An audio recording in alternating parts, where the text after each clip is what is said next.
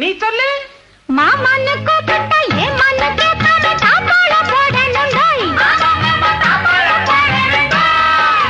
மானன்னு தேனன்னு மல்லிகைப்பூ வச்சு மாரோட சாய்க்கணுண்டாய்.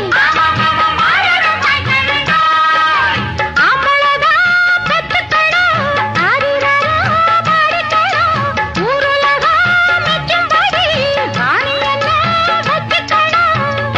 எல்லாம் சரி பரிமளா, முக்கியமான ஒண்ணு விட்டுட்டியே. எது? ஒரு வெப்பட்டி